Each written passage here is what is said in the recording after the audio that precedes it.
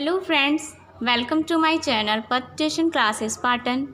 आज हम देखेंगे प्रतियोगी परीक्षा से रिलेटेड कुछ क्वेश्चंस, जिसमें आज हम देखेंगे महत्तम समापवर्तक तथा लघुत्तम समापवर्तक। इसमें कुछ परिभाषाएं एवं नियम हैं जिसे हमें उस क्वेश्चन में फॉलो करना पड़ेगा।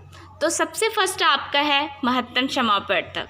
तो इसके लिए है दो या दो से अधिक संख्याओं का मसा वह बड़ी से बड़ी संख्या है जो प्रत्येक दी गई संख्या को पूर्णतः विभक्त करे। जब भी क्वेश्चन में अगर बड़ी से बड़ी संख्या आता है तब हमें क्या फाइंड करना पड़ता है, महत्तम समापवर्तक। और वो जो संख्या है वो पूर्णतः क्या होना चाहिए, विभक्त होना चाहिए। सेकंड पॉइंट है घातों में छोटी घात एवं पदों में कॉमन संख्या लिया जाता है।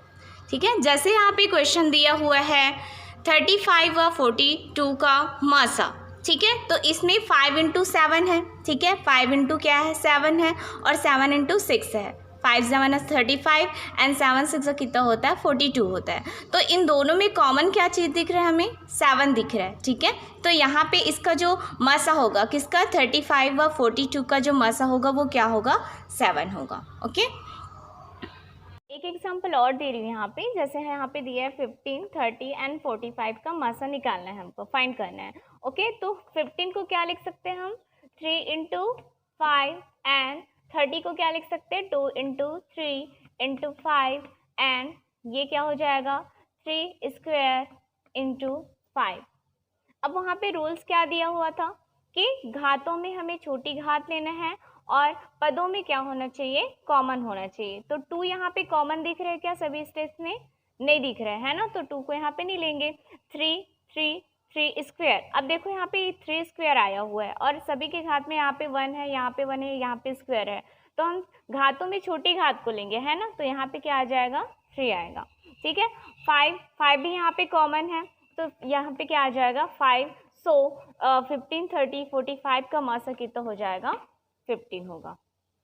ओके, चाहे तो हम यहाँ पे 15, 30 और 45 का एक पर्टिकुलर एलसीएम निकाल के भी हम यहाँ पे मासा निकाला जा सकता है। जैसे कि मैं 15 के लिए लूँगी यहाँ पे 3 × 5 = 15।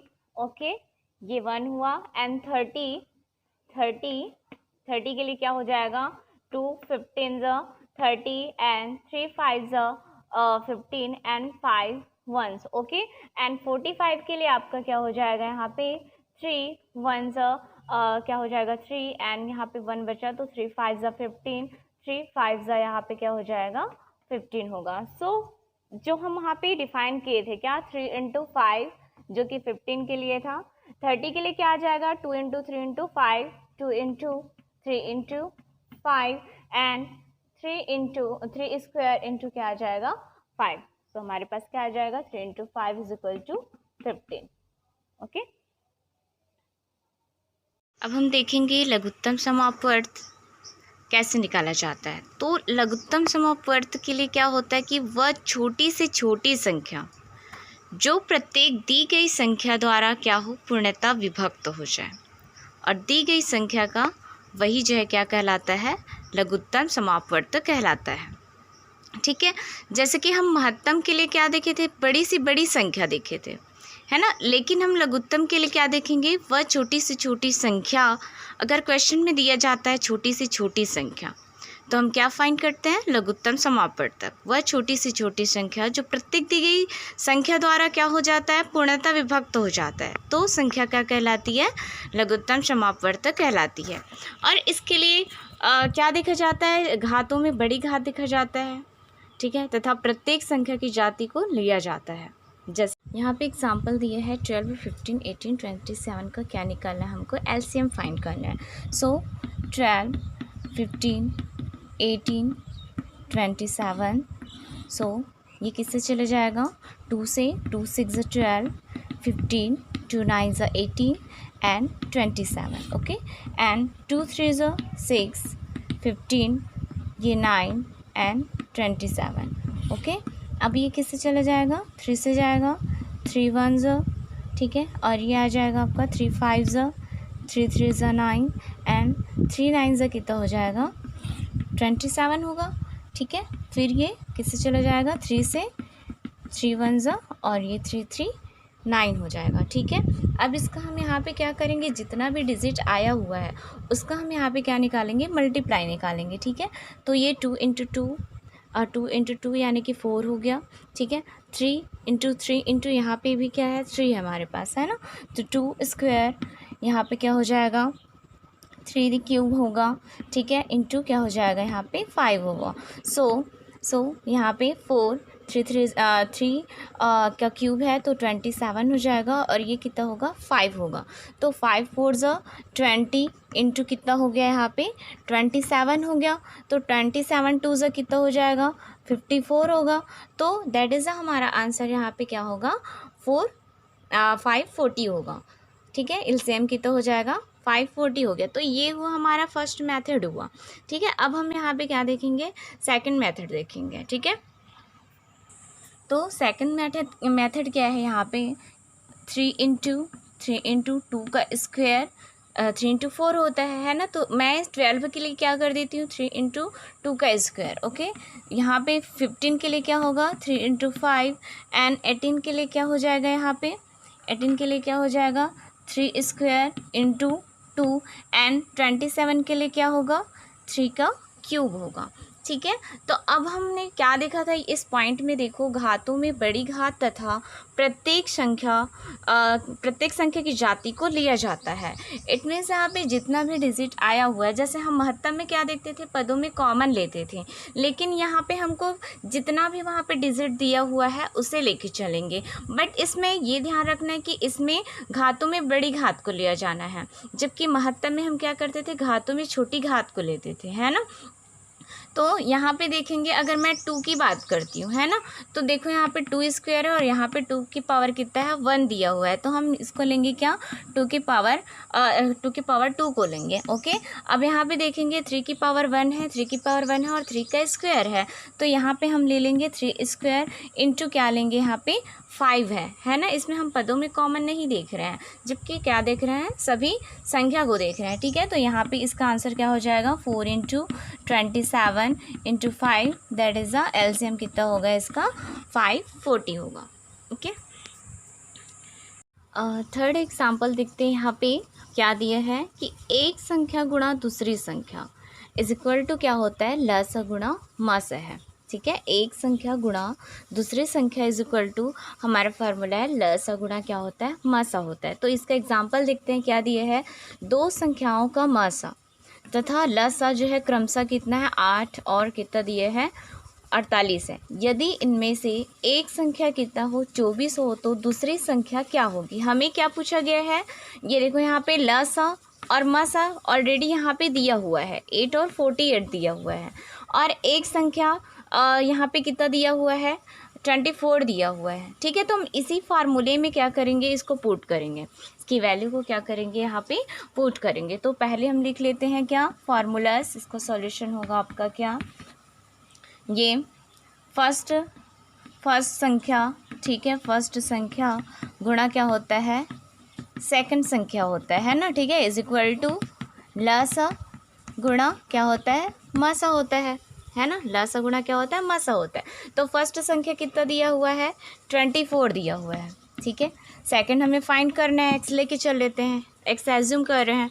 ठीक है, अब यहाँ पे देखो मासा आपका दिया है, क्या दिया है, मासा जो है 8 दिया हुआ है और लसा कितना दिया है, 48 दिया हुआ है ना। तो इज इक्वल टू यहाँ पे क्या हो जाएगा, 48 इंटू क्या हो जाएगा, यहाँ पे 8 रखेंगे। So X is equal to 48 into 8 divided by कितना होगा, 24 होगा। ओके, तो यहाँ पे कितना हो जाएगा, 8 1 ज़ा 8 3 ज़ा कितना हो जाएगा, 24 एंड 3 1 ज़ा 3 1 ज़ा और 3 9 ज़ा कितना हो जाएगा, यहाँ पे 18 होगा। सो यहाँ पे x इज इक्वल टू कितना आ जाएगा, 19। मतलब ये हुआ कि जो दूसरी संख्या है, दूसरी संख्या कितना होगा, 19 होगा। ओके, नेक्स्ट फार्मूला है भिन्नों का मासा इज इक्वल टू अंशों का मासा डिवाइडेड बाई हरों का लसा। अगर हमें भिन्नों का मासा देता है तो ऊपर में हमें मासा डिवाइडेड बाई लसा लेना है, एंड एंड अगर भिन्नों का लसा अगर पूछता है तो उसके लिए होगा अंशों का लसा डिवाइडेड बाय हरों का मासा होगा। ठीक है, तो एक एग्जांपल देखते हैं। 7 divided by 9, 14 divided by 15 and 7 divided by 10 का हमें क्या निकालना है? मासा निकालना है, जो कि ये कौन से फॉर्म में है? ये एक भिन्न के फॉर्म में है। ठीक है, तो भिन्नों का मासा इज इक्वल टू क्या हो जाएगा? 7, 14 और क्या है 7 का क्या निकालेंगे? मासा एंड डिवाइडेड बाय 9 बिकॉज 9, 15 और 10। ठीक है, 9, 15, 10 का क्या निकालेंगे? यहाँ पे लसा फाइंड करेंगे। ठीक है, तो मासा के लिए क्या है, क्या रूल्स हैं कि पदों में क्या होना चाहिए? कॉमन होना चाहिए, है ना। तो 7, 14 का हो जाएगा 2 × 7 और ये 7। ठीक है, एंड लसा के लिए क्या होना चाहिए कि उसमें प्रत्येक जो संख्या होती है उसे लिया जाता है, लेकिन क्या होना चाहिए? बड़ी घात को लिया जाता है। ठीक है, 3 स्क्वायर और क्या हो जाएगा यहाँ पे? 3 × 5 और ये होगा कितना? 2 × 5 = 10 होगा। ठीक है, अब इसका हमें क्या निकालना है? मासा, और इसका हमें क्या निकालना है? यहाँ पे लसा फाइंड करना है। ओके, तो इसका मासा क्या हो जाएगा? देखो यहाँ पे इन तीनों में क्या कॉमन है? 7, 7, 7। सो यहाँ पे क्या आएगा? 7। अब देखो यहाँ पे लसा में क्या होगा? सबसे बड़ी घात अगर हम 3 की बात करते हैं, ठीक है, तो 3 का स्क्वायर होगा इन सभी में। यहाँ पे क्या हो जाएगा? 3 स्क्वायर इंटू 2 को भी ले लेंगे यहाँ पे, और 5 का पावर क्या होगा? 1 होगा, है ना। तो 7 डिवाइडेड बाय 9 इंटू यहाँ पे 10, तो 7 डिवाइडेड बाय क्या आ जाएगा? यहाँ पे 19 होगा। 7 डिवाइडेड बाय क्या हो जाएगा? 19, यानी कि भिन्नों का जो मासा है, भिन्नों का मासा क्या आ जाएगा? 7/19 होगा।